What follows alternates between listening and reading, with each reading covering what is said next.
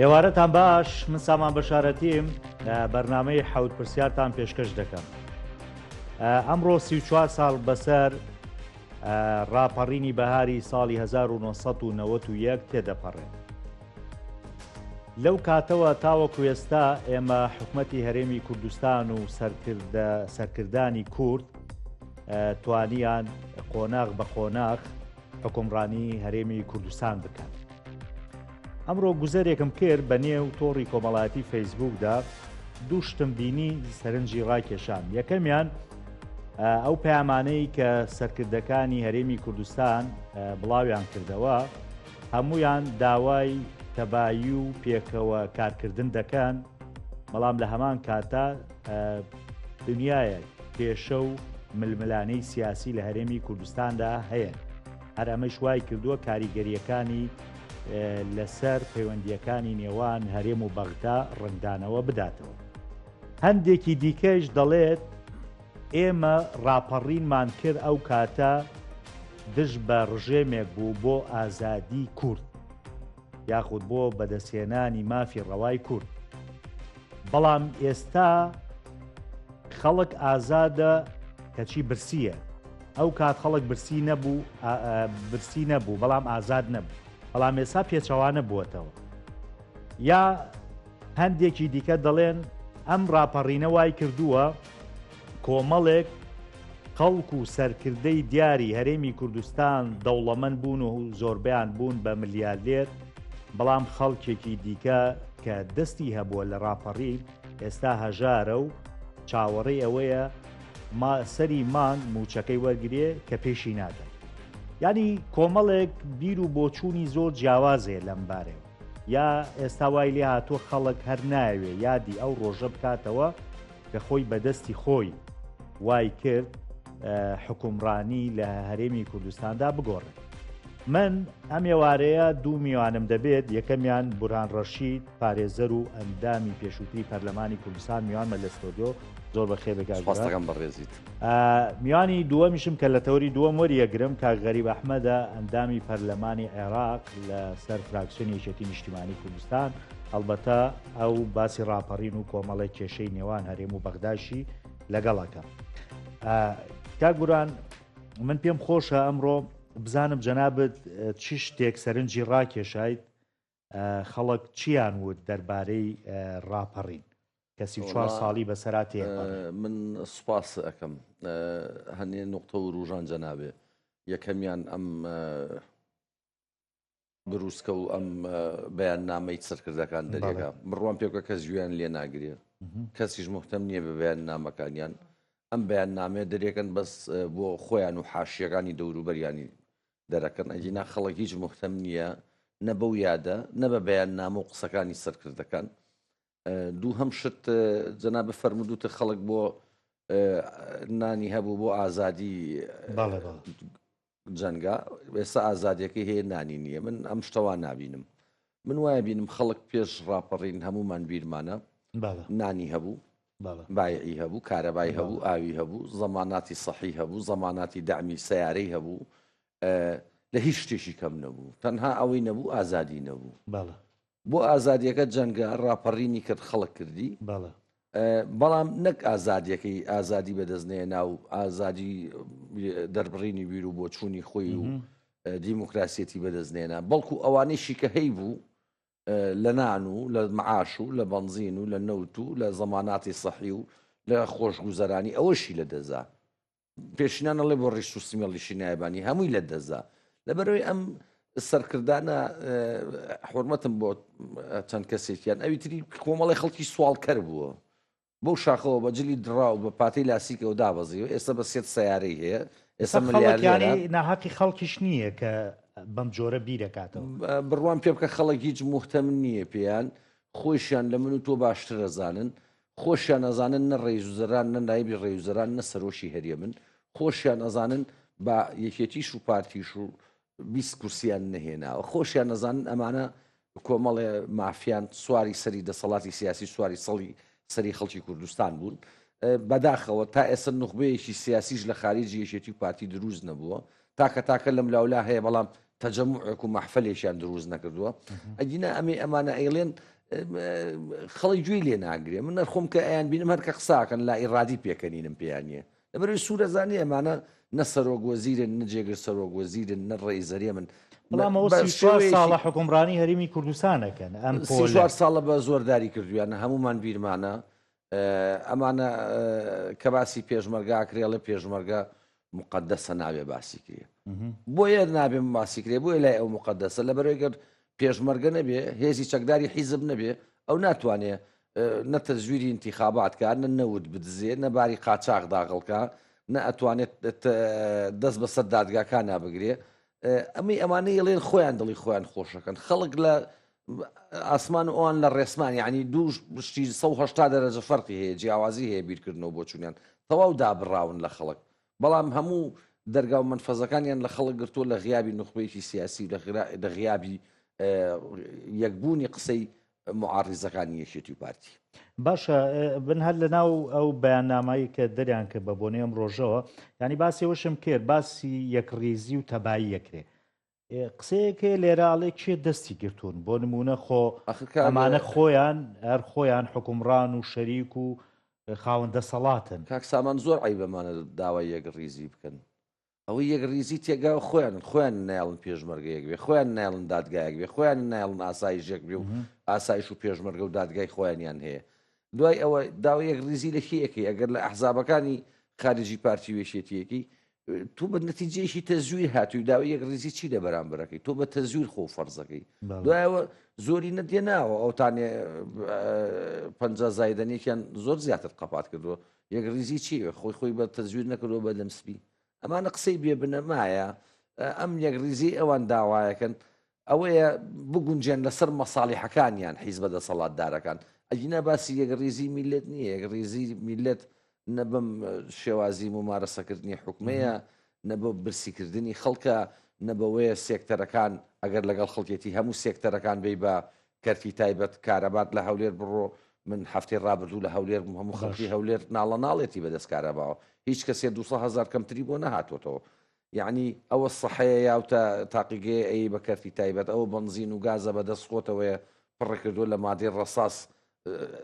ئەیکا بە دووکەڵی سیارە و هەموو خەڵکە تووشی سەرەتان کردووە داوای یەکڕێز بوو لە میلەت ناکە ئەو میلەتی بەلاوە مهم نییە ئەسڵەن دەنگی میلەتی بەلاو نییە من جۆم لە یەکێکیان و کاتی انتیخاباتی هیچ پێویستمان بە حەشامات نەماوە ڕاستەکە ئەوان پێویستیان بە سۆفتوێری دەستگای دەنگانەکەی پێویستیان بە خەڵک نییە ئەو یەکڕێزی ئەوان داگەن داوای یەکڕێزی بینی پارتی وێشێتی یەکگرنەوە لەسەر مەساڵح و بەرژەوەندەکانیان داوای یەکڕێزی نییە لە میلەت داوای یەکڕێزی نییە لە ئەحزابەکانی دەرەوە یەکێتی و پارتی باشاوی کە لە ڕاپەڕید ینی ئامانجەکەوە بوو کە خەڵک خۆشگوزەران بێ بۆ نمونە ئازادی هەبێ نانی هەبێ بۆ تۆ پێ دوایە لە دوای 34 ساڵ ئەمانەمان لێ زەوت کراوە نیمانە یا ئەتوانرا ئەمە بکرێ و نایانەوێ ئوستاز مافیاکان ئەوە زۆرن حاشیەی ئەم عائیلە حاکیمانە کە وەک لیویسی فەڕەنسایان لاتوە ئەمەنە زۆرن تێر نابن ڕۆژ بە ڕۆژش گەنجیان پێگابێ ئەوش دەوڵەمان کرێ تۆرە سەیری کاکە گاز و نەوت و پاڵاوگەکان لە وڵاتە بەدەستیەوەیە تۆ هەر لەمە خۆت پیاوێکی لە تەلەڤیزۆن نیشەکەی هیچ بێ لەکوێ توانێ حوهەش تەلەڤیزۆن بەرێ بەڕێوە هەر مەصرفی جیهازی SNG-کەی ئێوە چەنە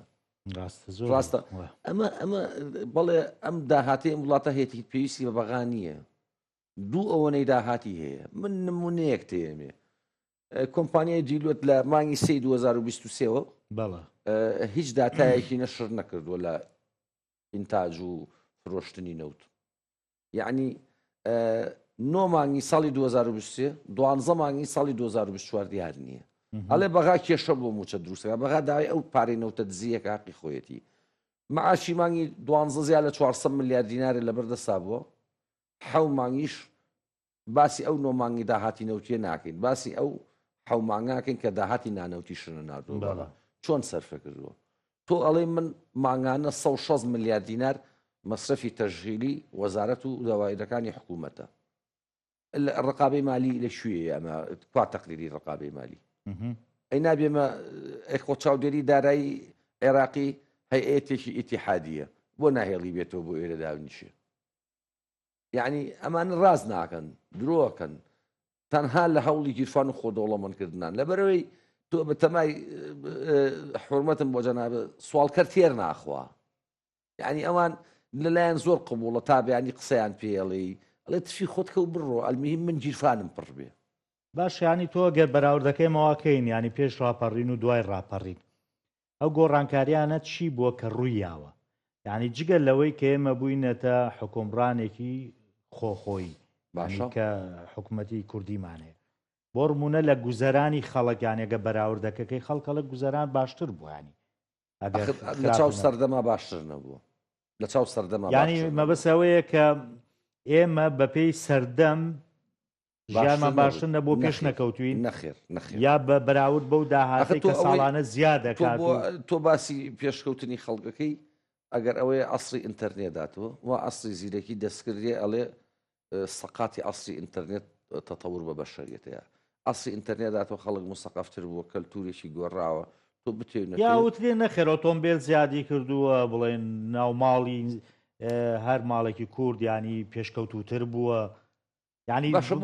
بەو دۆخە ئەم بەشێکە لە عێراق بۆ خۆی بەراورد ناکاوە بە عێراق ئەڵێن ئێمە لە عێراق زۆر باشترین لە چی شتێک لە خوارو ئەوە دەرکەوتووە نیسبەی بە پێی ئەحسان نیسبەی زۆرترین ئێمە بەڵێ لە هەرێمی کوردستانە دووقات هەژاریمان زیاد ئێستا خۆشای ئێران لە کتێبەکەی پاسوخ بە تاریخ خۆی مقارڕەناکا بە جمهوری ئیسلامی ئێران ئەڵێ من لە ماوەی بۆ نمونە 10 ساڵ بەرنمەیەکم دانا لە 1970 گوند و دیهاتەکانی ئێران مستەوسەفاتی سەحیم بۆ برد خەتی شیمال جنوب ئۆتۆبان تەواوم کرد ئەڵێت نیسبەی خوێنەواریم لە ئێرانە کرد بە لە 1970 کە لە چلەکان بووە ئەم لە چی شتێکا خۆی بە پێشکەوتووە زانیە لە تاڵانکردنی نەوتە لە دزینی زەوی بە ناوی ئیسیسمارەوە لە شاردنەوەی داهاتی ناوخۆ بەوە پێشکەوتوی تۆ ماوەی باشە بۆ ئیزافی قسەکانی تۆکەم باشە تۆ حکوومەتی ئەڵێ من داهاتم دیار نییە تا من میزانیە تەقدیم کە بەپی قانون فەرزە لەسەر میزانیەی بودجەی ساڵانە تەقدیمکەی بۆ تەقدیمە نەکردو ئێوە وتمان داهاتە نادیار بۆ تووشی ئەزەمات بووی ئێخۆ بێ حساباتی نصف سەنە نێوەی ساڵ و حساباتی خیتامی کۆتایی ساڵ بنێری لەکوێ ئەمانە و یعنی لە چی شتێکا پێشەوە سێکتەری تەندروستی من گورچی لە مێشام مدەی ڕابردوو چوو مەخەستەخانەی شار ساعتی سوڕامەوە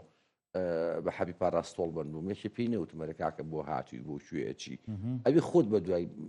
مەعاون تۆ بیا بگەڕی پارچێ وەرەقیان بۆ نووسیم دوو دەنێک حەبی پاراستۆڵ و نازانم چیان نامێ پارچەیە حەبی پاراستۆڵ بە 250 ئەمپارە تەبەیە تۆ دوو دەنێک یعنی کامێ خەدەماتی سەحی تۆ عملیاتێکە بێت نەماوە ئەبێ لە ئەهلی هەموو سلێمانی و هەولێر و دووهۆک جیهازێکی بەرشکانی گورچیلیتیان نیە تۆ زانی بەربشێت لە چی شتێکاتە لەواتە تەوەڕێکردو ئینتەرنێتی هێنا و پارە پیاکی ناویستم بڵێم لەوە ئێمە پێشکەوتنی ئێمە لەوایە کە بینا بکەین بە ئاسمانە و شاخەکان بتاشین و بیکەین بە پرۆژەی نیشتە جێبوون و زەویەکان هەموو داگیرکەین ینی فەیلسوفێکی ئێرانی ئەم هەر بەڕۆ ڕووی سەرکردەکانم تعلیقەیە وتی من هاتمە کوردستان هەموو بیناکان چوبوو بە ئاسمانە بەڵام لە سێکتەری پەروەردە و گەنجەکان کڵۆڵم بینێت ئەخر ئەگەر پەروەردە سەقەت نەبێت دوای 34 ساڵ بە دەیها مۆزەفی وەزارەتی ئەوقاف ڕاکە پەیوەندی بکا بە داعشۆ منەوە پرسیارە لە تۆکەم یعنی ئەمان هیچ شتێکیان نییە پێویشان نازیگەن ئەو قسانی ئەوانەیەکەن هەمووی لە هەوایە حکمی محکەمە و قانون کاکە عومەر فەقێ و دێ ڕابردوو قسەیەکی کردیان بە محکەمە باش بەڵام من علاقی قسەی ئەوم نییە بەڵام وەرە لە قانون و ئیدارە لە سربەخۆی دادگاکانە من باسی محکەمەی قیادی سەورە ناکەم خەڵک پێم بفرۆشێتەوە محکەمەیەکی سیاسیە بەڵام مەحاکمی مەدەنی کوا تەدەخولات هەبووە زمانی سەدام حوسێن ئێستا هەیە تەدەخولات لەناو دادگاکانە لە بینی خۆیانە دابەشیان کردووە وەکو پێشمەرگە وەکو ئاسایش وەکو جیهازە ئیستیخباری و مخابراتیەکانی دژە تیرۆر و پاراستن و زانیاری دادگاشیان دابەش کردووە دوان ئیسینافی هەولێر و دوهۆک بۆ پارتی سنافی سلێمانی و کەرکووک لە کەلار بۆ یەکێتی من بەهەڵان نەچوو بێتم داوای لێبوردنەکەم وا بزانم ڕێوازخان بوو لەم پاکێجانی یەکێتی و پارتیەکە دانیشتووە یەکێک لەوانەی کە باسی تەوزیعی ئەدوارە کرێتیایە و تەوزیعی پۆستەکرێت باسی سوڵتەی قەزاییەکە کاکە لە هەموو دنیاە جێش و ئاسایش و ئەجیزەی مخابراتی و ئیسیخباراتی سوڵتەی قەزایی ئەمانە هەیئاتێکن پەیوەندی بە حیزبی دەسەڵاتەوە نییە پەیوەندی بۆ نییە تۆ بیان دەرەچی لە ئینتیخاباتە تۆ بێم جیهازامی کۆنتترۆڵکەی ئەم کەلتور و عەقڵێتە لە ناو کووردا هەیە ینی ئێمە شوێنێکمان نییە کە ینی حکومت وەکو حکومت سەپەرشتیکە ئیلا ئەبێ کادرێک یا دەستی حیزبی تا بێ بۆ بەڕێوە شوێنەکان وایە لەم ڕۆژانایەکی لە ئەفسەرەکان نووسێتی لە ناو لیوا موحەدەکانی وەزارەتی پێشمەرگە شەعابوونەوەرەی جیرێ یەکێک نووسێتی لە تۆڕی فەیسبوک خۆی زابتە یعنی فێڵ لە ئەمریکا شەکە نەمانە ئەمانە لە پێناوی مانەوەی خۆیانە لە پێناوی خۆ دەوڵەمەندکردنی خۆیانە هەموو شتێکیان کردو بەم 34 ساڵە ئەوەی پەیوەندی بە کوردایەتیەوە هەیە درۆوەکەن ڕاز ناکەن نەیان کردووە ئەگەر ڕاستەکەن ئێمە 94-95مان لەبەر چاوە پارتی لەشکری ئێرانی هێنایە سەرەکێتی لە 96 لەشکری ئەڵێ من خەباتم کرۆ دژی بەعس و من مەدرسەی کوردایەتیم پارتی لە 96 دەبابەی بەعسی هێرا بینای پەرلەمان و هەولێری پێداگیر کرد لە 97 تا سوپای تورکیای تا شەقڵاوە و کەپی حەمەداغا و کڵاو قاسم و چیای سەفین و ئەمانە هێنا یەکێتی هەر لە 96 بە پاڵپشتی ئێران لە حاجی ئۆمەرانەوە هێرشی کرد لە ڕیفراندۆما دیمان لە 150 خاکی کوردستانیان دۆڕان باسی چی سەروەریەکەکەن ئەوان یعنی شتی گەورە بە ئینسانی عەقڵ گەورە دروستەکرێت بۆ یان ئێمە لە دوای 34 ساڵ هیچ شتێکمان نییە شانازی پێ بکەین کە ئەتوانی تۆ شتێکم پێ بڵی شانازی پێ بکەین ئەوەی کە بۆ نمونە ئێستا تۆ حکوومەتێکی خۆتت هەیە ئەوکەی حکوومەت بۆ نمونە داوای پارە لە بەغداکەی ئەو حکوومەتە بۆ بەبارگرانی بەسەر خەڵکەوە زەڕیبە و ڕسومات و یعنی کاکە تۆ من نازانم بە دەیها مستەشاری قانونیان داناوە لە سەرۆگایەتی حکوومەتەوە ئەوامر دەرەچێ ڕسوماتی ئەومان زیاکرد زەڕیبێ ئەومان کەم کرد بابە تۆ ئەلفوبێ حکوومەتداری نازانی ئیدیعای چی حکوومەتداریەکەی تۆ بێ تێبگەی زیاکردنی ڕسوم و زەڕایب نە ئیشی حکوومەتی هەریەم نییە نە ئیشی پەرلەمانی کوردستان نییە نە ئیشی حکوومەتی عێراقیش نییە ئیشی پەرلەمانی عێراقیە مادەی سەودەی دەستور وازەحە ڕسم السیاسة المالية تابعي حكومتي تابعي برلماني عراقا بۆ ئێمە جیاوازین لەو ڕسومات و باجووانە لە بەرەوەی لێرە کەڕڵەگایە لە بەرەوەی لێرە ئەحزابی معارەزیەکێتی و پارتی قسەیان یەکنیە لە بەرەوەی لێرە نوخبەی ئەوەی خۆی بە نوخبە ئەزانێ نایە تەجەموعێ دروستکە بڵێ کاکە ئەلێرا ستۆپ ئەلێرا بوەستە ئەمانە ئەمریکا یعنی لە ئەلفوبێ حکوومەتداری دوای 34 ساڵ فێر نەبوون بڕوان پێ بکە یعنی تۆ وەرە سەیری کە ئەم وەزیرانە هەیە بەچی حەقێ من نووسراوم لە لایە سەرۆکایەتی ئەنجومەنی وەزیران تەداخولەکە لە دانانی ڕئیسی دیعای عامە بە ئیمزای ئومێد سەباح لە لام ئەزانی یعنی ئەمە ئەلفوبێ حکوومەتداری باشە هەبووە بۆ نمونە ینی زۆر کەیسی ینی خراپ یا زۆر پەیوەندی بە کۆمەڵگاوە هەبێ لە دادگاکانە تەداخل کرابێت و خەفە کرابێ نەوەڵات تۆ هەر 3-4 ساڵ پێستا کێشەیەکی زۆر خۆش ڕوویە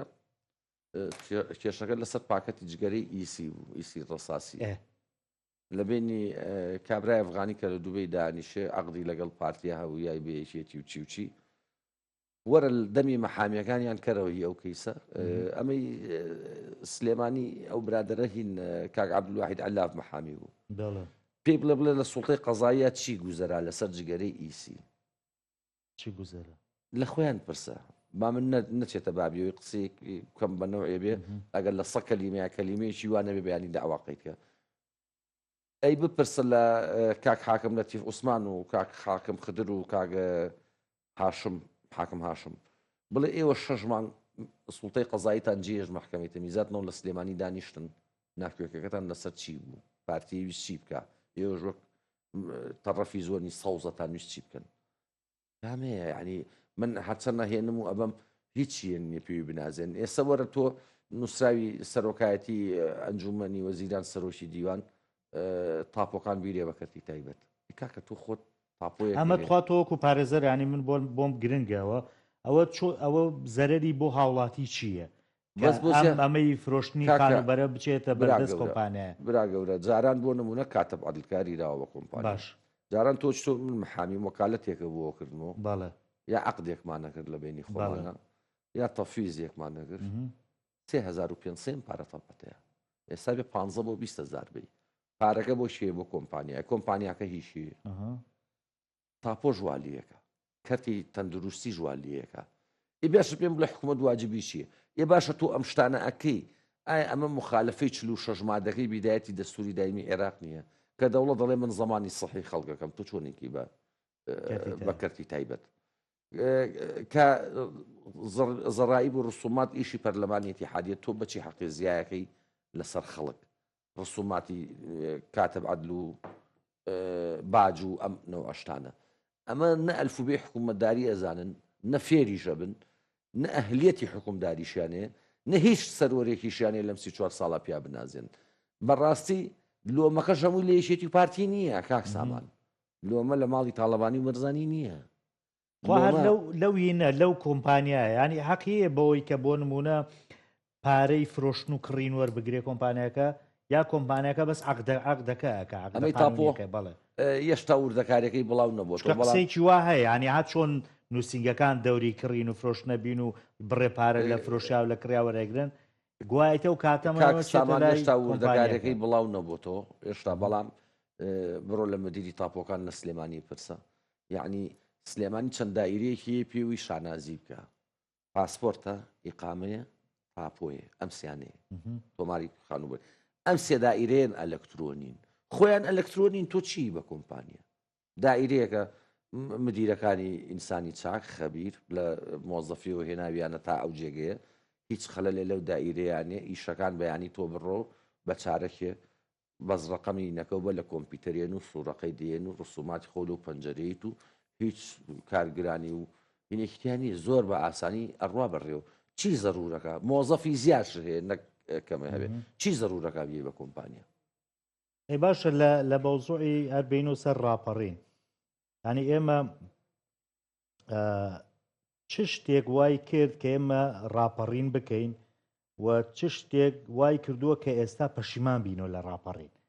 یان ئێستا خەڵک زۆ پەشیمانە هەر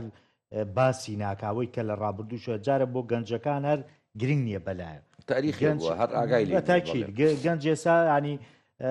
ئەیەوێ خۆش بژی گیرفانی پڕبێ کاری هەبێ ئیشی بە ڕاپەڕین نییە ئەو وەختە خەڵک گەستی ئەوگر زوڵمێکی قومی لەسرە لەلایەن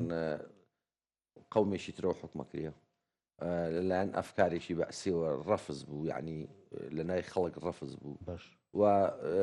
ئەمانەش کە لە شاخ بوون کوردواتەنی دەنگی دەهۆڵ لە دوور خۆشە خەڵک وایە زانی ئەمانە لە دوور و تێکەڵاویان نەبوون نەیان ناسی بوون وایە زانی ئەمانە زۆر مهمن ئاگای لێ نەبووە هەندێک کەسیان ناڵێم هەمویان دێ بە دێگەڕاوە تەلەڤیزۆنی شکانووە و مامۆستای پڕشەق کردووە و کتێبی دڕانەوە لە شاخی ژەم شتانیان هەبووە خۆیان مزەکەراتیانەیە خەڵکی ژێ ئێستش زیینەوە شایەتیان لەسەرەوە بەڵام دەنگی دەهۆڵ بوون لە دوور خۆش بوون خەڵک ئەوەی کرد هەستی بە زوڵمێکی قەومیە کرد لەسەری وای ئەزانی ئەمانە بێن ئەو مەلائیکەتەن کە خوا بۆی ناردوون نەیزانی ئەمە خراپ ئەمان خراپترە بن بەڵام دەوترێ ساش لەسەر دەستێمانم زوڵمە هەر لەسەرمان هەیە حەزەکەیان بەغداوە بەغازی ئەلاقەیەکی بەتوێت تۆ پارەی نەوتە دزی قسە ناکە پارەی داهاتی ناخۆ دزی قسە ناکە یا ئەمە خۆیان ئەمان دروستێکە خەڵک وا نازانی ئەمە ملانێکی قەومیە ئەمە قانونی کاکە ئەمان بەم مەفهومی کوردایەتیەوە بەم چەتەگەرایەتی خۆیان ناویان ناوە کوردایەتی ئەمە ئیسیسمارەکەن بۆ خوتوکەیانی هەستی نیشتیمانی نەتەوەی خەڵکێکی هیچ ئەساسێکی نییە کە تۆ نەنتەوەی بۆچی پەنابی بۆ دوژمنەکانی لە کاتی شەڕە کە تۆ نەنەتەوەی میلیشیا چی ئەکا لە لای تۆ هێزی چەکدار بۆ لە لای تۆ بێ تێگەی ئەمانە ڕاز ناکەن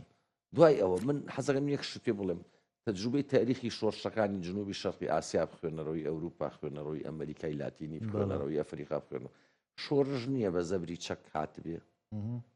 بە خوێن ڕشتن هاتبێ بە زەبری چەک هاتبێ خۆشی هێنابێ ئازادی و دیموکراسی و نانی بۆ خەڵک هێنابێ هەر هاتووە لەو حکوومەتەی پێشووتر خراپتر بووە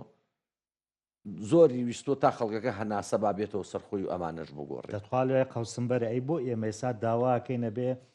شۆڕشێکی دیکەی چەکداری دروستکەینەوە بۆی ئەمانە بڕوات و من ینی جیلێکی کە بێت و بۆ نمونە خۆشگوزەرانی دروستکە ئوستاز من لەگەڵ تونوتیژیان نیم من لەگەڵ خوێن ڕشتنانی من قەناعەتی دەوتێ ئێمە ڕاپەڕینێکی کەمان پێویستە زۆر من قەناعەتێکی مەبدەئیم هەیە هیچ شۆڕش و حکوومەتێ بە خوێن بێ ئازادی و دیموکراسی و نان و عەدالەت بۆ خەڵک نایەنێ ئەمە تەجروبەی شۆڕشەکانی دنیاوامان پێڵێ لەو شوێنانی کە بۆم باسکردی کە دەیەها شۆڕژ ڕوویاوە بەڵام ئەمان خۆیان وایان بە خەڵک کردووە خەڵک بیر لە چەک بکاتەوە خۆیان خەڵکیان ناچار کردووە لەبەرەوەی خەڵک مزاهرەکە تۆچی تێ هەڵی ینی بڕوان پێ بکە من مامۆستانیم بڕوان پێکە مامۆسام دینیوە لەو گەڕەکی بەکرۆجۆی توێتی دوێ شۆ مناڵەکەم داوای نۆکاوێکی لێکرد و پارەم پێ نەبوو بۆی کە بە هەزاری ئەم پارە تەبەیە ئەمە چیان ئێمانە پیان و بنازن بڕوان پێکە من مامۆستانی براو خوشیشم مامۆستانیە برایەکەم مامۆسای جامیایە ئەو مامۆسایانم دینی ئەو شۆ سعادەی شەو لە ڕێ عربەتیان هەڵان تا بەیانی خەوم لێ نەکەوتووە لە داخە یعنی تۆ کابرا 30 ساڵە مامۆستایە 20 مامۆستایە کوڕ و کچ و خوشک و برای من و تۆ پەروەردەکە تۆ بەچی حەقێتی تە بەرشق هەردای موچەی خۆشێک داوای حەقی خۆیەکە ڕێی گرتووە لە تەنکەری نەوتی دزی گرتوێتی ئاسایشی سلێمانی تۆ بەچی حەقێ ئاسایشی زۆنی سەوس ئەچی سەیری ئەم شەڕە بەرداکەی ئەچی مامۆستا خۆپیشاندەرەکان ئەگری ئەوەی تیان هەڵاون شێتی هەڵاوە نازانم بۆ تۆ لە جیاتی واجبی سەرشانیەوەی تۆ ئەوەیە تەنکەرە نەوتە دزیەکە بگری ئەوانەشگری ئەو هێزەشگری کە بە نیوەیان بەجلی مەدەنیەوە هاتوون خەڵک پڕشەقەکەن ئەمە شانازی ئاسایش پێ بنازی ینی من کاگی وام دینیوە مدیر عامی ئاسایش پیاویشی محتەرەم و مستەقەفە بەس هیچ نەبووە لەبەر حرمەتی باوشی کە مامۆستا بووە نە ئەبوو ڕێگە بووە بە مامۆستا پڕشەق کرێ ئەو میدیاکارانە پڕشەق کراوە بەداخەوە ئەو هینەشیان نییە ئەو سەقافەتە قانونیە لای خەڵک بڵاو نەوەتەوە کە تووشی شتێکی واوی ڕۆژنامە نووسیە مامۆستای خێرا بڕۆ تەقریری تۆبی خەستەخانەکە وەرە لە محکەمەی نەزاهت شکاتی لێ بکە بڵێ ئەم هێزە کێ هاتووە ئاسایش وە بە خەڵک ناڵێ و هێزە کێ بەجلی مەدەنیەوە هاتووە لە خەڵکییاوە لە جیاتی ئەو واجبی ئەو تەنکەری نەوتی دزی و ئەو بەردهاوێژ و شەڕکەرە بگرێ تۆ چۆنەچی مامۆستاگرێ بێ بۆ ئاسایش چۆن جیهازی سەحەفیەکان حیج زەکەی ئەمانە هیچیان نییە پێوەی بنازن کاتێەوە ئازادی کە ئەمانوت ئازادی چڵکاوی پاژماوەی خواردنی ئەوانە چڵکاوی پاژماوەکەیانە مسپاسینا ئەو ئازادیە وەرە دوو ڕۆژ ڕێگەی نەوتی دزی لێگرت ئەو ئازادی ئەو باسیەکە بوو بە شەق بوو بە قۆناغت فەنگ درۆ ئەکا من وەک پێم وتی هیوادارم وا لە خەڵک نەکەن بیر لە چەکاتەوە من خۆم دژی چەکم دژی خوێنم بەڵام ئەو کە تۆ بێت مزاهرەکەی تێت هەڵا مانگری لە دایرا بێ بە شەق دەوامی پێ بکاتەوە بێت انتخاباتی لەگەڵاکەی تەزویری لەگەڵا بکە بێت سەیتەرە بەسەر قەزایە بکە خەڵک وا ناچارەکەن خەڵکێگە بیر لە شتی ترکاتەوە بیر لە چەک کاتەوە زۆ سپاس دەکەم کاک بوران ڕەشید پارێزەر ئەندامی پەرلەمانی پێشووتی پەرلەمانی کوردستان کە لەگەڵم بووی زۆ سپاس بۆ تۆ بەڕێزان هەروەکو پێشتر ئاگادارم کردنەوە ینی میوانی دووەمم بەڕێز کاک غەریب ئەحمەدە لە دەڤەری ڕاپەڕینەوە لەگەڵم دەبێ پەرلەمانتاری پێشێتی نیشتیمانی کوردستان لە پەرلەمانی عێراق کاک غەریب ئەگەر جۆ لە من بێ سڵاوت لێ بێ ئەمڕۆ یادی ڕاپەڕینی دەڤەری ڕاپەڕین کرایەوە پێم بڵێیت ئەوەی کە خەڵک هەوڵی بۆ ئەدا بۆی کە ڕاپەڕینی کرد بۆ ئازادی یا بۆ قەزەیەکی قەومی ئەو کات دەگوترایان ئەمە قسەی خەڵکە خەڵک تێر بوو بەڵام ئازادی نەبوو بەڵام ئێستا وای لێ هاتووە خەڵک تا ڕادەیەک ئازادی هەیە بەڵام برسیە ئەمەوێ ینی جەنابەت بزانم بۆ چوونی چێ لەو بارەیە بەنای خۆی گەورە مەهرەبان سڵاو و ڕێز بۆ بیدەر و بیسەران پێشەم شتێک لێرەوە درود و ڕەحمەت بۆ شەهیدانی ڕێگای ئازادی لە پێنسیای نێرین و تەکیل لە پیرۆزبایی یەکەینەوە لە تێگەڵای خەڵکی کوردستان لە سەرەوەی کە لە ئەمڕۆدا یادی ئەم ڕۆژە گەورە ئەکرێتەوە کە ڕۆژی ڕەتکردنەوەی ستەم و زوڵم و ڕۆژی ڕەتکردنەوەی جینۆساید و تر هەموو ئەو کارە ساتانەی کە لەسەر دەمی ڕژیم بەس دەرحەق بەگەلێکەوانە کرا بێگومان دۆخی هەرێمی کوردستان کە باسکەین یاخود بە شێوەیەکی گشتی عێراق ئیتر ئەم دۆخەیە کە لە وڵاتانە نییە کە ئاسایشی دارایی یاخود ئاسایشی خۆراک بە شێوەیەکی گشتی ئاسایشی ئابووری مستەقیر بوو بێ یاخود جێگیر بوو بێت بەڵکو دۆخە سیاسەکە وای لێ هاتووە لە هەر جۆڕەیەکی نێوخۆی خۆمانوەکو هەرێمی کوردستان کاریگەری سلبی لەسەر دۆخە ئابوووریەکە یاخود دۆخە دارایەکە دەبێت لەولا شەوە دیسان پەیوەندی هەبوو لەگەڵ عێراق لەگەڵ بەغدا بە هەمان شێوە ئەوە ژێرێکە لەم دەراویشتانەی کە ڕوبەرووی خەڵک دەبێتەوە بەڵام لە ئەساسدا ئەوەی کە ئێمە تامان داوە تێبووی کە هەر کەسێکمان لە ئەم پێکاتەیە بێت کە گەرەکیتی کار لەسەر بەهێزکردنی قاوەری هەرێمی کوردستان کاگەرەکیتی کار لەسەر جێگیربوونی قوت و شایستی دارایەکانی خەڵکی هەرێمی کوردستان بکات بێگومان هەرکەس بە جۆرێک تێڕوانی هەیە ئێمە لە چیتی نیشتیمانی کوردستان ئەوە ئەسڵ بە لابان و ئەوە قەناعەتی ئەخلاقی حیزبی سیاسیمان بووە کە هەردەم هەوڵدەین لە هەر شوێنێک کە کارمان پێ بەسپێر دێت ئەم کارە وزاریە پەرلەمانیە هەر شتێک بێت تا شوێنی کە بتوانین داکۆشی بکەین تا شوێنی کە بتوانین شەڕی یاسایی بکەین تا شوێنی کە ئەزانین زوڵم مستەم هەیە دەرحەق بە گەلەکەمان ئیتر پێکاتەیە کە لە بەغدا ئیتر تایفەیە کە لە بەغدا ئیتر چەند کوتلەیە کە لە بەغدا پێویستی بەوەیە کە هەمومان وەکو ئەو تیمانێک کە هەمانە لە چیتی نیشتیمانی کوردستان و باسم کرد چی وزاری کا غەریب وڵا ئێستا خەڵک ینی من هەر ئەمڕۆ ینی ئاوا چایەکەم بەسەر تۆڕە کۆمەڵایەتیەکان خشان ینی خەڵک باس لەوە کا زوڵم و ستەمەکە لەلایەن سەرکردایەتی کوردەوە بەرامبەر خەڵکەکە کرێ نەکەوەی کە بەغدایکە ئەگەر ئێمە لەم ماوەکەمان ڕەنگە ڕوومان لە بەغدا کردبێ و چاوەڕێی دەستی بەغابین بۆی موچە و بودجەمان باتێ خۆ لە ماوەی ڕابردوودا 30 ساڵی ڕابردوو 32 ساڵی ڕابردوو خۆمان خاوەنی خۆمان بووین و داهات و پارەی خۆمان بووین بەڵام ئەگە باسیەوە بکەین خۆ ئەگەر ناوی لێ بنەی کەشتی دەوڵەتداری لە هەرێمی کوردستان حیزبێکم دێ یەک شخصی سیاسیم دەیەکە مشارێک نەبوو بێت لەمەی کە هەمومان گلەیمان لێ هەیە لەوەی کە لە 1-2 ساڵی ڕابردوو جەنابی کاخوبات بایکۆتی 6 مانگی کۆبوونەوەکانی ئەنجومەنی وەزیرانی هەرێمی کوردستانی کرد بە خۆ بە تیمەکەی لە حکومەتی هەرێمی کوردستان لەوەی کە بەردەوام ئێمە ڕەخنەمان هەیە بەڵام ڕەخنەی بنیادنەر لەبەرەوەی کە ئەم دۆخەک نییە لە مەریخەوە دابەزی بێت دۆخێکێک هەیە چیتی نیشتیمانی کوردستان خۆتە نەزانن کە قوربانی بۆ داوە پێش هەر حیزبێک پێش هەر لایەنێک ئەوە زۆرترین قوربانیەکان لە شەهید و لە کەمەندان و لە ئەم مەعانەتانی کە بەسەر هێزێک هات بێت یەکێتی نیشتیمانی کوردستان بووە سەبارەت بەوەی کە ئەم دۆخە 30 ساڵە بەم شێوەیە دیسان تاکید دەکەمەوە ئەم دۆخە لایەنێک نییە کە تێیدا بێت بەڵکو کۆمەڵێک لایەن بەداخەوە کە من ناوی زۆن دێنم کۆمەڵێک لایەن لە زۆنی سەوز و ئیتر لایەنێکیش لە زۆنی زەرد بەم شێوە هێناویانە چەند ساڵە باش بێ خراپ بێت سلبیاتەکەی تعمیم دەی بەسەر هەموو لایەکدا ئەوەی کە ئێستا لە حکومەتدا ئەوەی کە لە حکومەتدانیە ئەوەی کە ئێستا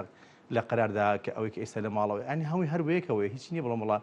لە فئەیەکی معەن لە دێرین زمانەوە دەسەڵاتی ئەم هەرێمی کوردستانیان بەدەستەوەیە و فئەیەکیش خەڵکی نەزیه و بەری و بەڵام خۆ کاگەری وەڵام ڕوونە یان یەکێتی نیشتیمانی کوردستان و پارتی دموکراتی کوردستانی لە 91ەوە حکومڕانی ئەم هەرێمەکەن داهات و دەسەڵاتیان هەبووە ینی پشکی شێر بەر ئەمانەکەوێ ڕاستیەکەی خەڵک چاوی لە دەستی ئەمان بووە کە گوزەران و ژیان نییە ئەزیزم ڕەبتی بە نانە بەعکسەوە ڕەبتی بە پشکی شێردان نییە ڕەبتی بە مەقاعیدی پەرلەمانیدا هەبووە ڕەبتی بە ئیتفاقی سیاسی ناخۆی هەرێمی کوردستاندا بووە من لە جەنابەت دەپرسمەوە بیر خەڵک دەهێنمەوە لە دوو سەردەمی دوو کابینەیی سێ هێزێکی سیاسی هەبووە لە هەرێمی کوردستان کە بەشداری حکومەتی سلێمانی و حکومەتی هەولێر نەبوو بێت بە ئیسلامیەکانیشەوە لێستا دە بە هەمان شێوە چه هێزێک هەیە کە تا ئەوەی ئەو جارە ئینتخاب کراوە ئێستا حکومەت تشکیل نەبووە دەنا کام هێزەیە کە ئەوەی کە ڕەگ و ڕوشاڵی هەبێت ناڵم بەشێک بەسەرەن دوێنە پێدا بوو یاخود چەند ساڵێکە پێدا ئەو ناڵم لەسەر دەسەڵاتی ڕەها خۆت ڕەنگەسەڵاتی ڕەها باسم زۆنمانە زۆنەکان جیا کراونەتەوە بەڵام لە کوردستاندا لە ناو باڵە لە ناوچێتی نیشتیمانی کوردستاندا وەکو فریمبەری بووە بەشێک لەوەی کە ئێستا سیاسی مستەقیلە و بەشێک لەم هێزانێکە هێزی دەرەوەیەکی نیشتیمانی کوردستانن لە چەند ساڵی ڕابردوو تا ئێستاش لە ناوی نیشتیمانی کوردستاندا قرار بەدەست بوونە و دیسان باس لەوە دەکەمەوە باش کرابیان خراپ کرابێت ڕم بێت دۆخەکە وای خواست بێت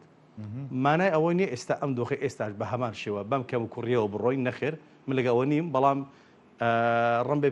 ئاسایش دەبێت تێپەڕێ بەسەرمدا بڵێم 30 ساڵی ڕابردوو تەنهایەکی نیشتیمانی کوردستان لە منطقەیە قرار بەدەست بووە خۆتەزانین من باسی ئیدای ڕاپەڕی بکەم لە ئیدای ڕاپەڕین سەرپەرشتای ئیدای ڕاپەڕین هەیە جێگیری لە پشکی لایەنێکی سیاسی ترە بزودنەوەی گۆڕانە لە ڕانی قایم لە پشکێکی تێ لە قەڵازی قایم لە پشکی گۆڕانە لە چاقوڕنە ناحەیەک لایەکی تێ لە بنونە ناحەی سێوە لای کۆمەڵی دادگەری بووە لە ژاراوە لای یەکگرتووی ئیسلامی ناحەیە مەبەستم لە چییە لە حکوومەتی هەرێم بە وزاری و بە حکوومەتە خۆجیەکان هەموو بەشدار بوون ئیتر باش بێ خراپ بێ هاتووە ئێمە لەسەر باشی خراپی ڕابردوو ڕم بێت پێویست نەبێت زۆر باشە وەڵام من ویستمەوە پرسیارە لە جەناب بکەم بڵین هەڵەکانی ڕابردوو چۆن ئێستا باتەوابم هەڵەکانی ڕابردوو باوازی نهێنین تەرکیزکردنی سەری قسە هەڵەکانی ڕابردوو باش ئەوەی کە هاتووە تا ئێستا دەکرێت وا ڕاوێ بکەین کە دۆخی ئەو کات وا خواست پێ کەم تەرخەمی هەبوو بێت نام پێکاوێ بە کاملی ئیتر ئەوەی هاتووە بێکەوە هێناومانە تا ئێرە وەکو دەڵێ عەفە الله عەما سەلەف لە خوا لێمان خۆش بێ و لە هەڵەکانیشمان خۆش بێت ئەوەی ئێستا گرینگە پێویستە بۆی کە هەمومان لە ساڵ وەگەڕی یادی ڕاپەڕیندا کۆدەنجی لە ناو هێزە نیشتیمانی هێزە کوردەکاندا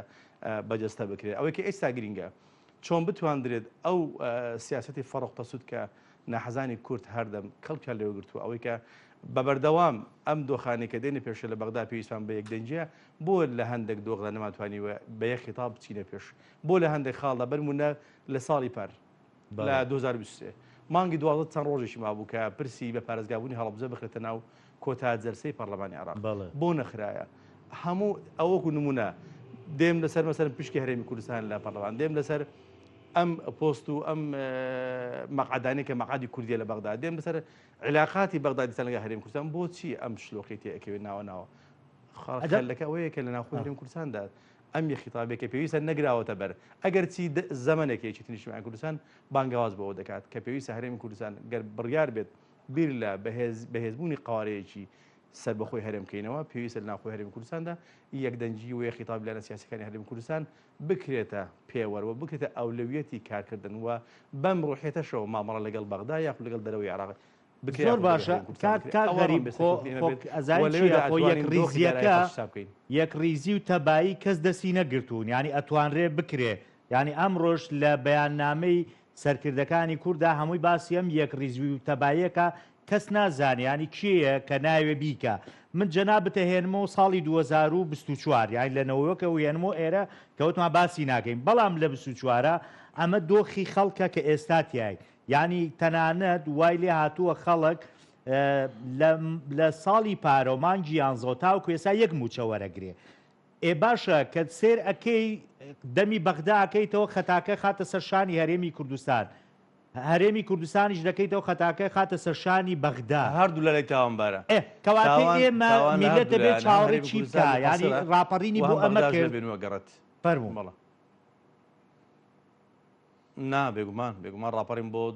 ڕەتکردنەوەی زوڵم مستەم بووە بۆ ئەوەی کە دۆخەشی تەندروست و گونجاو و شایستە بۆ خەڵکی هەرێمی کوردستان بێتە پێشەوە و ئەوەش بێگومان ئامانج بوو ئەو ئامانجش ئێستاش درەنگ نیە بۆ ئەوەی کە بتوانین ئەم هەوڵە بخەینە ئەمری واقع لەبەرەوەی کە بێبەختیمە لەوەیدا کە هەرێمی کوردستان ئەوەندەی کە دۆڵەمەندە بە فرە ئەحزابی هەندە ڕم بێت ئەو جانیبە نەبێت کە ئەوەی کە ئێستا لە ئەمریکا دەکرێت دیموکراتی کۆمارەکان ئەوەی کە لەوەشێک لە وڵاتان دەکرێت بە بەردەوڵەمەندی بە پارەکانەوەکە چۆن بتوانن شعبەکان تەجاوز بکەن لە خراپ بۆ باش لە باش بۆ زۆر باشتر ئەو بۆ هەرێمی کوردستانیش بێگومان هەڕاستە هەرێمی کوردستان من بڵام پشکی هەرێمی کوردستان ئەم پشکە نیە کە بتواندرێت ئیدارەیەکی جوانی پێ بدرێت بێگومان دەبێ بڵم نەخێر نا هەرێمی کوردستانیش وەکو باقی محافەزاتی عێراق لەم داهاتێکە هەیە لە بەغدا بەتابەتی لە ساڵی پار وەزارەتی دارایی عێراق ئەوەی ڕاگەیاند کە دۆخی دارایی عێراق بە بەراورد لەگەڵ 20 ساڵی یان چەند ساڵی ڕابردووی دوای ڕژێمی سەدام لە بەرزترین ئاستی اقتصادە لە بەرزترین ئاستی وەکو دەڵی پارەداری دارە بۆیە من خەلەکە بۆ دەگەڕنەوە کە بەڵێ لە ناخۆی خۆماندا نەتواندراوە عینادی سیاسی یاخود ناڕوونی لەگەڵ یەکتر ئەوە هۆکارەکە بووە بڵێ بۆچی وانەکراوە جاخۆ دیسان من هەر دەگەڕم وەسا قسەی ئەوەلیم کە لە هەرێمی کوردستانەکە بێت و وەسفێکی بکەیت دەکرێت وەکو ئەم سەفینەیە سیر بکرێت هەمووی گەرەکمانە کە سەفینەکە بگەین کەناری ئارام بەڵام خۆ بەتەنیا کاپتن خاوەنی ئەم سەفینەیە نییە هەموو ئەوە کە لەگەڵی سەڵبە لێ ئەدات بەشێکە لە سەرکەوتنی یاخود لە گەشتنی ئەم سەفینەیە بۆ کەناری ئارام بۆیە ناکرێت هەڵەی یاخود باش ئیدارەدانی ئەم دۆخەی لە ئەم سنوورە هەیە ئەم ململانەیە لەسەر بەرژەوەندی خەڵکە یا بەرژەوەندی حیزبیە کە سەفینەکە ناگاتە کەناری ئارام من فاڵ بۆ نیەتی هیچ لانێک سیاسی تر ناگرمەوە بەڵام من تاکید لە نیەتێکی نیشتمان کوردستان دەکەمەوە کە گەرەکی ئەم سەفینەی بگەینتە کەناری ئارام کە سەفینەی نەجاتی خەڵکە بۆ لە باش بۆ دۆخەشی زۆر باشتر بەڵام دیسان ئەو دۆخەیەکە دەبینی یعنی لە ناو پەرلەمانی کوردستان لە ناو حکوومەتێکە تەشکیل بێت کامەیە تەحکومەکات دوو زۆنی یان مەقاعیدی پەرلەمانی بێگومان مەقاعیدی پەرلەمانی تەحکومەکات و لەسەر ئەم ئەساسەشەکە شایستەدارایەکانی شایستەی محافظات دیسان زەب و تەقسیم بۆ ئەکرێت ئێمە گەرەکمان بۆ کە لە تەشکیلی حکوومەتی ئەم جارە کارێک بکەین کە بە فعلی داهاتی هەرێمی کوردستان جیاوازی نەکە لە بینی تەخسیسی مەبلەغێک پارە بۆ بەرمونە ڕێگای بینی زاخ و هەولێر بۆ ئەوەی لە بینی ڕانی سلێمانی دەکرێت لە بینی ئاکرێ و مەسەلەن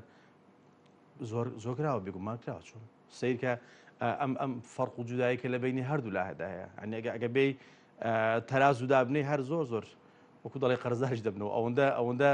ئەوەندە فەرق و جودایی کراوە ئەم فەرق و جوداییش بەزەبری هێز نەبووە نەخێ بە مەقاعیدی پەرلەمانی بووە بەم زۆرین و کەمینە بووە کە لە پەرلەمان دائیم لە ساڵایان ڕابردوو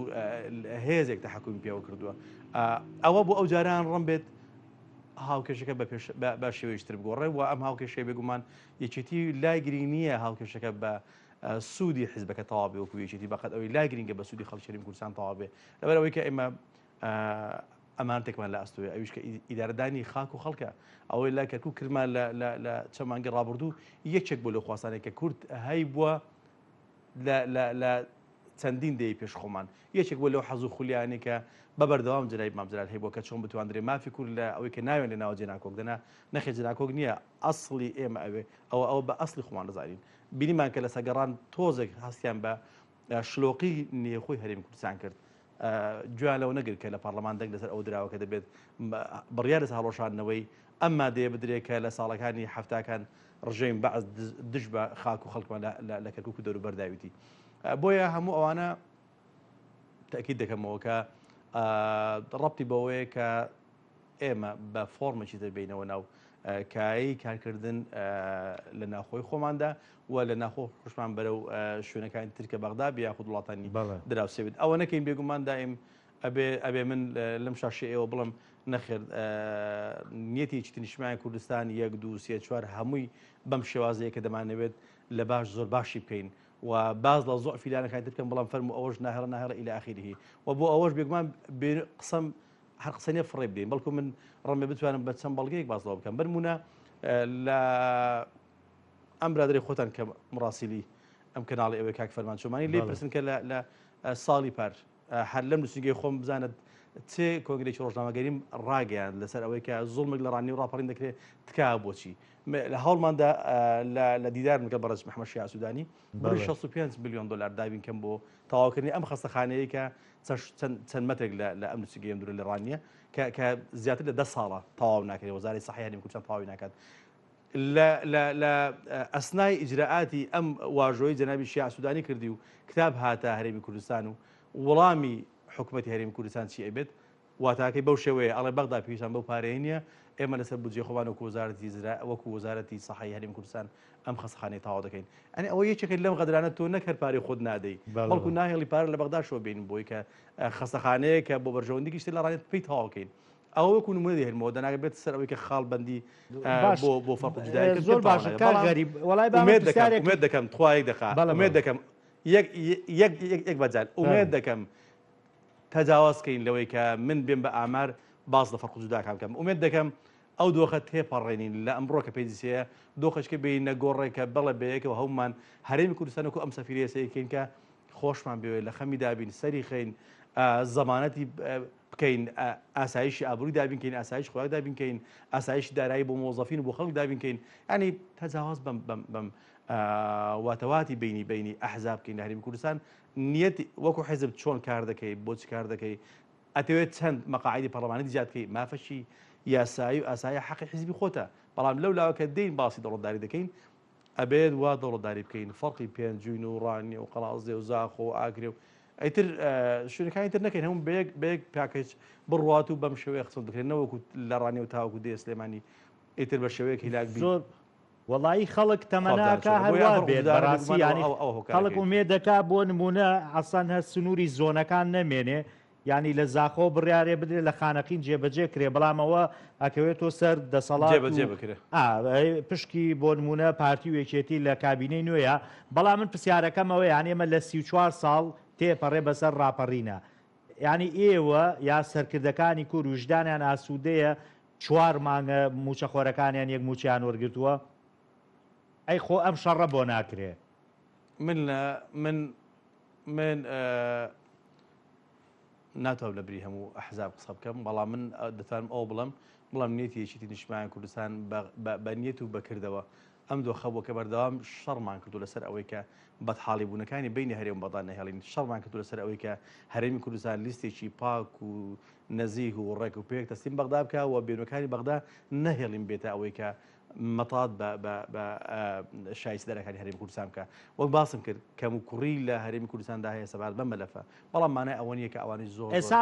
ئەو لیستەی کەینێرە کەم و کوڕی تیا بۆ ئەم کێشە دروست بۆکان بۆیکە ئەوە باسی پار دەکەین یعنی چاکرا باشە لەم ساڵە ئێستا ئیتفاقی شکا کرد نا لە ساڵدا هەردوو لاواژوان کردووە وەزارەتی دارایی هەرێمی کوردستان وەزارەتی کردووە بە جا ئەوە من جۆکتۆ گلەیم هەیە وەکمیشت خواستمەکە ئەو بۆچی ئەو دەکەی لەوان پرسی من خۆتە بێژی وەزارەتی دارایی هەرێمی کوردستان و دارایی بەغدانیمە منی جۆکو جەنابەت گلەیم لیان هەیە بۆچی ئەو نەکراوە گلەیەکە لای چیان ئەو نقصانی دیسان بەغدا یاخود هەرێمی کوردستانە لە عامدا ئەوەی کە من دەمێ بیڵم جەنای براویش ئەوەیەکە خەڵکی هەرێمی کوردستان ڕم بێت چیتر بەم شێوازە پێیان خۆش نەبێت ئێمە تەنها لەسەر ڕابردوو بڵین ئەومان کرد ئەومان کرد بەڵکو ئێستا دایانەوێ هەرێمی کوردستان هێزە سیاسەکان کە تەمسیلی حکوومەت دەکەن لە هەرێمی کوردستان بەیەکەوە بتوانن یەخیتابیان و بەیەکەوە بتوانن یەکدەنجیان و بەیەکەوە بتوانن ئەوەی کە پێویستە بۆ خەڵکی هەرێمی کوردستان لە خزمەت لە تەفاهم لە لەکتێگەشتنە لێ بوردەی ئەو بەرجەستە بکەن بێگومان ئەو بەنگاوازە بەنگاوازی ئێمەیلێکی نیشتیمانی کوردستان و ئومێد دەکەم بۆ هەموو لایەک جێی قوبوڵ کراو بێت و دۆخێکی باشتر لەوەی کە ئێستا بینە پێشەوە من زۆر سپاسی جەناب دەکەم کاک غەریب ئەحمەد پەرلەمانتاری عێراق لە هەر فراکسیۆنی یەکێتی نیشتیمانی کوردستان کە بە شوێکی ڕاستیخۆ لە ڕانەوە لەگەڵم بووی زۆر سپاس بۆ جەنابەت زۆر سپاس بۆ ئێوەش کە تاوەکو ئێستا بینەری بەرنامەی حەوت پرسیار بوون بەخواتان ئەسپێرم خواتان